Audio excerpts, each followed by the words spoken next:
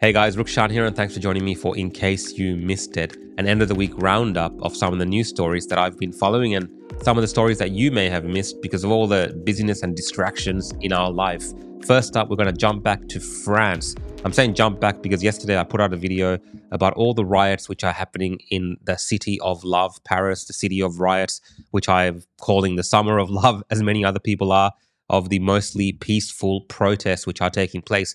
And there's a lot of conjecture online trying to figure out why it is in these European countries, in particular France, we're seeing these type of riots occurring. And I think this particular video that I'm going to show you, the few seconds of this video, might give us a bit of an idea. This is a elderly French lady on her knees in front of the police, pleading with the police not to show mercy to the rioters. This particular person, Jack Posobiec, is saying that the older French woman is pleading with police to not arrest the rioters because it would be racist. I've never seen anything like this. I think he's being joking there because we have seen these type of scenes in America during the George Floyd riots, where you had a lot of people of a particular skin complexion on their knees pleading for mercy. Now, in this particular instance, I think we're seeing very similar things occurring in France.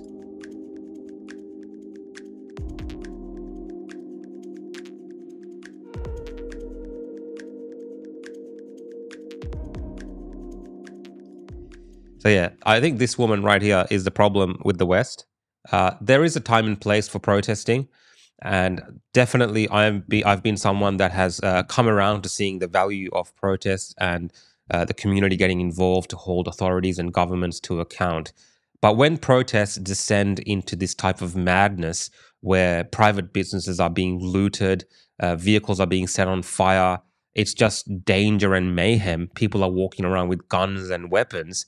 That is not a time where the public should be sitting back and just pleading with police not to take any action. I think there needs to be order restored before a country descends into madness. You have obligations in a country to protect private businesses, right? That's expected. And, for me, as much as, I don't know this for sure, but this type of particular individual that we're seeing here, I think personally, these are the same types of people that during the height of the pandemic and the lockdown, these are the same type of people that were pleading with the government to arrest lockdown and anti-mandate protesters, right? These are the virtue signalers. These are the woke virtue signalers. And I think, she might have good intentions in her heart and her mind, but, as far as I'm concerned, this right here, this lady is the problem with the West, and this is why we're seeing the things that we're seeing today across Europe, and I'm afraid we're going to see these kind of scenes unfold in many other parts of the world in the future. Now, overnight in Paris, they did actually introduce more police onto the streets, and one of the things with these type of protests occurring in Western countries is usually it's used as a pretext by people like Macron and other leaders to introduce more police powers, to introduce more surveillance, to introduce more censorship, right? Macron's already talking about TikTok being the reason for this, Facebook being for the reason for this. So we are going to expect to see more enforcement in this area. And overall, this impacts everyone. So there is that fine line, that balance that we have to find between criticizing what's happening in France, but also holding governments accountable and making sure they don't take this as a pretext to reinforce more and more draconian power in that country. And this is something I forgot to share with that previous video, but this is Macron enjoying, I believe, an Elton John concert as the riots were kicking off. And this is, I guess, someone saying, as France burns, Macron dances at the Elton John concert. And I saw a tweet saying this is Macron's let them eat cake moment. Now, there's no doubt that climate change in the future will become even a more contentious topic, prone to being censored by online media. So I've got to be very careful about the words I use to talk about these next couple of stories. First up, we have King Charles activates climate clock with Mayor of London Sadiq Khan. We've got a photo of them in the background. We got 6 years, 24 days, and a few hours left. What are they counting down towards? Is this like a doomsday clock style countdown they've made in London. The King and the Mayor of London have activated a climate clock which counts down the time left to balance global greenhouse gas emissions to prevent the Earth heating more than 1.5 Celsius above pre-industrial level. Scientists have said that achieving this is vital to ensuring a safe and livable planet, as even sticking to 1.5 Celsius offered just a 50-50 chance of avoiding catastrophic tipping points that would heat the Earth beyond human control. All right, we get the drift. We don't have to read the rest of this, but let's have a look of them pressing the button.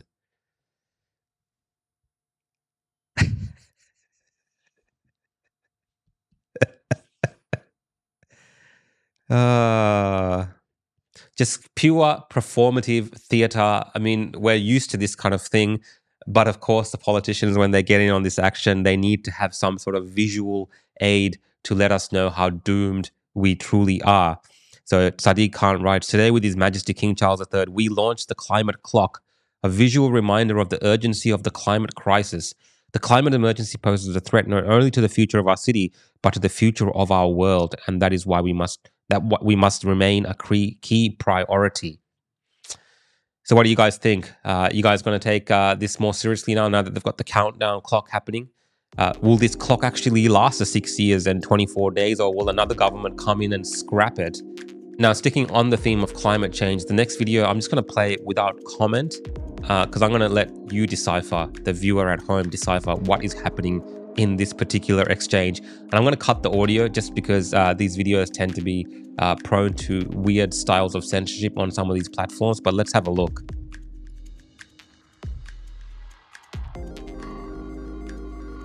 That's Greta meeting with Zelensky in Ukraine. They're doing one of the famous Zelensky roundtable talks. We've seen so many other celebrities coming into these roundtable discussions. But what do you think is going on in this video? I mean, they're telling us what's happening in this video, which is kind of clear in terms of if you listen to this description and the things that they're talking about. But what do you think is happening in this video? Why is Greta Thunberg at this meeting?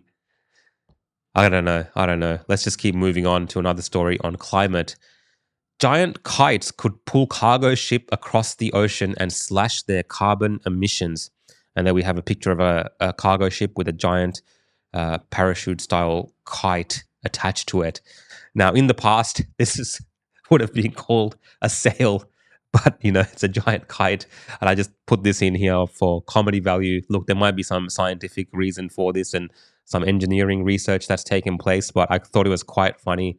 The depth of the stories done and the type of research being done in this area. So giant parachutes or giant kites might be pulling our cargo ships in the future. Now onto US politics. SCOTUS has been very active in America in the last couple of days. If you don't know what SCOTUS is, that's the Supreme Court in America, and they have made some landmark decisions over the last week or so that has become a nightmare for the Biden administration, and more so the left, and they are having massive meltdowns. It's glorious to watch, and let's just check in on how it might be impacting Biden himself. It's hard to tell, but he's clearly losing the war in Iraq. He's losing the war at home, and he has become a bit of a pariah around the world. Anyway, I mean, this is not related to SCOTUS, but I just wanted to show you the state of Joe Biden these days. Putin is clearly losing the war in Iraq. This guy is not all there, as we keep saying. First up, this is from the World Socialist website, so it should be an interesting read. US Supreme Court majority abolishes racial preferences in university admission. So this is known as affirmative action in America. It's been abolished through the courts. On Thursday, the corrupt far-right majority on the US Supreme Court issued a decision effectively abolishing racial preferences in university admissions. By a 6-3 vote, the court held that racial preferences in the admissions process at Harvard University and the University of North Carolina, also known as affirmative action, violated the constitutional rights of equal protection as well as federal statute that prohibits racial discrimination by recipients of federal funding. So this is the corrupt far-right majority there. There's a couple of them. I think there is These three judges up the top here, they were appointed during the Trump administration. So this is probably why they're calling them far-right corrupt judges. These guys have really made a difference, I guess, in the sense of bringing some balance and semblance to the court. And we also have this judge here as well, who is also active in that area. Now, are they corrupt and far right? Like everyone's corrupt and far right. We shouldn't be surprised that the World Socialist website would frame this story in such a manner. But is this a good thing? Getting rid of affirmative action is it racist? In my opinion, yes. In our modern world, these type of things are very racist and discriminatory. Particularly at universities like Harvard, this was adversely impacting students, particularly of people that look like me, of Asian heritage, who are very studious, smart, switched on, would get really good grades and would be overlooked because they were using these affirmative action type policies to let people in that weren't. They're purely based on their academic excellence, and it wasn't purely based on merit. It was making up for these, so-called systemic issues that they had to correct by allowing people to be administered into different courses that they potentially didn't have the type of requirements that the university would expect from anyone else.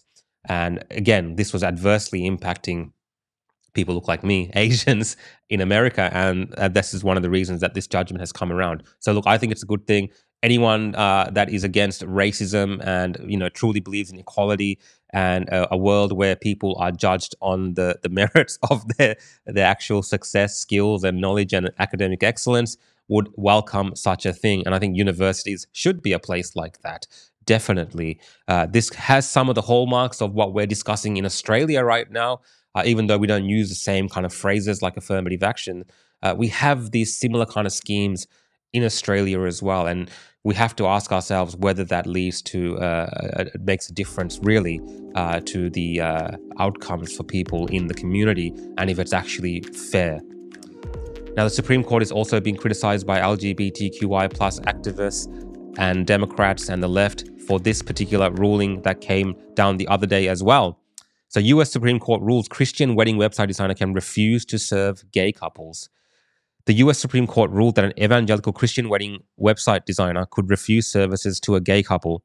The Supreme Court, with a conservative majority which has previously struck down abortion rights and affirmative admissions at universities, ruled 6-3 in favor of the Denver-based web designer Laurie Smith and dealing a blow to LGBTQI rights in the country. So we got the New York Times here. The Supreme Court sided with Laurie Smith, a web designer who said she had the right to refuse services for same-sex marriage. Smith spoke about the ruling on Friday at a news conference with the Alliance Defending Freedom, a conservative legal group. Smith, let's have a look here. The conservative judge cited the First Amendment rights that protected free speech to side with Smith. US President Joe Biden criticized the ruling, said it would weaken long-standing laws that protect all Americans against discrimination in public accommodations, including people of color, people with disabilities, of faith, and women. In America, no person should face discrimination simply because who they are and who they love, Biden said. If you just look at what Biden said there, and we go back to the previous complaints they had about affirmative action, which is very race-based discrimination for whatever good intentions they may have. And this particular incident where a private business is deciding that this particular person doesn't want to make a website that is different from her own beliefs or whatever it is. Like, let's forget the reason. It's something along those lines. And they're saying, well, that's racist because people shouldn't discriminate based on race, color, and all this type of thing. So affirmative styles of racism seem to be okay for Democrats and the left, all right? Affirmative racism, but not where it's a private individual deciding how they want to run their business and interact with the world around them. Now, in this particular instance, there was a judge, a few judges that dissented, and I'll just read her ruling to give you an idea of why there's a bit of controversy around this. Today, the court, for the first time in its history, grants a business open to the public a constitutional right to refuse to serve members of a protected class, said Justice Sotomayor. By issuing this license to discriminate in case bought by a company that seeks to deny same-sex couples the full and equal enjoyment of its services, immediate symbolic effect of the decision is to mark gays and lesbians for second-class status. In this way, the decision itself inflicts a kind of stigmatic harm on top of any harm caused by denials of service. So, I mean, look, should an individual be forced to take part in a transaction that they don't want to take part in, particularly if it goes against their beliefs? That is what's at question here. And let's hear it from the words of the person herself. If this plays. I'm so very grateful to the United States Supreme Court, who affirmed today that Colorado can't force me or anyone to say something we don't believe. This is a victory for all Americans across our great country, whether you share my beliefs or hold different beliefs. So yeah, that's where the free speech part comes into it, where people shouldn't have to say what they don't believe in or be forced to do it. They can refuse to take part in it. And of course, the last decision the Supreme Court has made is to do with student debt repayments, or the forgiveness of student debt that the Biden administration was trying to push through. The US Supreme Court rejects Biden's plan to forgive student loans. A sharply divided Supreme Court on Friday effectively killed President Joe Biden's $400 billion plan to cancel or reduce federal student loan debts for millions of Americans. The 6-3 decision with conservative justices in the majority said that Biden administration overstepped its authority with the plan, and it leaves borrowers on the hook for repayments that are expected to resume in the fall. And yeah, Biden's trying to find a way around that now. So Supreme Court in the US making moves. We've got Democrats now being really crazy about it and saying they want to stack the Supreme Court. They want to change it. They want to kick people out. They want people arrested over this. Biden is saying that the Supreme Court don't know anything about the Constitution. All sorts of drama. But it is, in many ways, if you've been following this for a long time, it's glorious to see that we do have a court in America now, which is more balanced on these issues and able to deliver things without being woke or virtue signaling. Now we have some COVID era related news. Now, this is the UK Health Secretary, the former Health Secretary, Matt Hancock, issuing somewhat of a groveling apology for not preventing COVID deaths. And then interestingly saying that the government in the future should act even swifter and harder against these type of lockdowns. Let's have a listen in. I am profoundly sorry for the impact that had. I'm profoundly sorry for each death that has occurred. And I also understand why, for some, it will be hard to take that apology from me. I understand that. I get it. But it is honest and heartfelt. And I'm not very good at talking about my emotions and how I feel. But that is honest and true. And all I can do is ensure that this inquiry gets to the bottom of it, and that for the future we learn the right lessons so that we stop a pandemic in its tracks much, much earlier, and that we have the systems in place ready to do that. And because I'm worried that they're being dismantled as we speak. Well, we'll come to that. All right. They're worried the systems that they put in place during that time are being dismantled at the moment. Now, if you wanted to get an idea of what an inquiry into COVID in Australia would look like, it would possibly end up looking like this type of charade where politicians will end up going, but they will apologize not for the crazy things that they did. They will apologize for like not stopping all COVID deaths, right? They might not apologize for the crazy draconian crap that they were involved in, especially this guy, Matt Hancock. He was like hooking up with his secretary or someone like that during that time at Parliament, right? These people are not serious people when it comes to these things. So these apologies that we're getting gives us a bit of an insight what a COVID inquiry might look like. And you see here, he's doubling down on the need to act faster, act quicker. And that could mean anything. That could mean just, straight away going into a lockdown at the first sniff of some type of pandemic style event occurring, keeping systems in place, right? This is some of the systems that they rolled out during that time. This guy's lamenting about the fact that they're being unrolled. Do you get what I'm saying? So we will see an inquiry maybe in the future in Australia, and it might look like something like this. Now back to Victoria, where we have our own little issue happening with COVID fines. That's right. Victoria Police have been confronted by data that suggests that they racially profiled and discriminated against the people they were fining during the pandemic, and that they targeted Middle Eastern and African descent Australians during that time. This is Premier Daniel Andrews' reaction to that. Let's have a listening on Premier Daniel Andrews. That the laws applied equally to everybody, regardless of where you were born or your parents were born or the God you pray to or what you look like. That's not a relevant factor. I think Victoria Police have been quite definitive when it comes to these matters, and I'd probably refer you to their comments. But no, I've certainly got no advice that was the case. I can only be clear with you what my expectations are, and that is that the law applies equally to everybody. As you well know, I received a COVID fine myself for walking outside just a few metres from the car to talk to you guys without a mask on, and I paid the fine later on that day. And that's anyway. Enough of this guy. So yeah, laws according to Daniel Andrews should be applied equally. My goodness, this guy. The hypocrisy reeks, right? But yes, he was fined for a breach as well.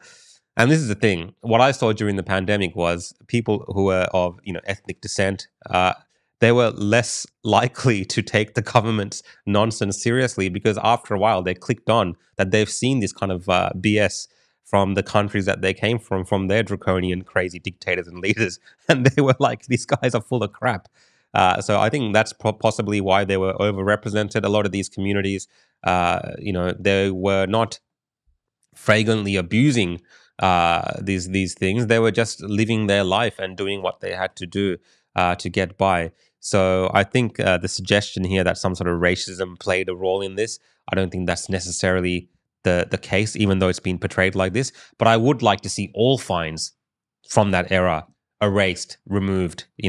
I think they're waiting on like $50 million, $60 million worth of fines in Victoria alone that many people are not paying. They've only collected like a very small percentage of the fines, and even I received some fines, and I no intention of ever paying them, and I send back my refusal in letter form, and I've never heard a word since. So let's have a look at that. Now, the final story is the renaming of Australian places into Indigenous or Aboriginal previous names that they may have been called, which has raised a bit of issue for Anastasia Palaszczuk. Palaszczuk, I'm not sure.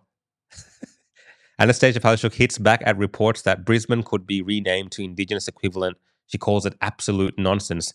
Queensland Premier Anastasia Palaszczuk has hit back at claims she is planning to change the name of Brisbane to its Aboriginal equivalent, Minjin, before the 2032 Olympics. Yesterday, 4BC radio host and veteran journalist Peter Gleeson claimed that my sources are telling me that Palaszczuk government is working behind the scenes on the change, adding there was also suggestions that streets such as George Street, Queen Street, Ann Street, Edward Street may be renamed, and we may even see the statue of George V outside City Hall removed. But Premier Palaszczuk hit back and branded the rumors reports as absolute nonsense. Now, whether that's actually going to happen or not, very hard to tell, but it is possible that with the Olympics coming up, there's a bit of planning around how to dress up the city. And, sometimes in Victoria, for instance, we have these streets where they've put two names now on the road. So it could be something like that they're planning. But if we look at what's happening in New South Wales, we are seeing that actually a place is being renamed. So in New South Wales, a heritage-listed island in the heart of Sydney Harbour to be handed back to Indigenous Australians with a $43 million promise. A heritage-listed island in the middle of Sydney Harbour is one step closer to being returned to Aboriginal ownership. New South Wales Premier Chris Minns on Saturday shared a photo of him signing a memorandum of understanding in relation to Meemal, known as Goat Island. The small island sits in the heart of the harbour, northwest of Barangaroo Reserve, and is only accessible to the public through guided tours. Mr. Minns signed the document alongside the dedicated Meemal Transfer Committee, with $4 to $3 million having already been committed to clean up and restore the island over the next 4 years.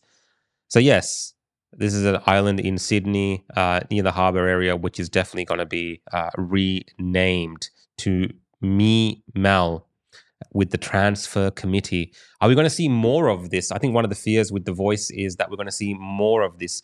So the Voice referendum coming up in a few months. One of the debates is, if it goes through, the advisory body is going to be highly involved in the renaming of Australian cities, towns, and the country itself, possibly. It's all hasn't been truly clarified, the things which are coming down the pipeline for Australia. Anyway, guys, that's it for this episode of In Case You Missed It. If you're enjoying these videos, particularly these casual end of week news roundups, you can follow along on YouTube, Instagram, Twitter, Facebook, Rumble, and Odyssey at The Real Rukshan. See you all next time.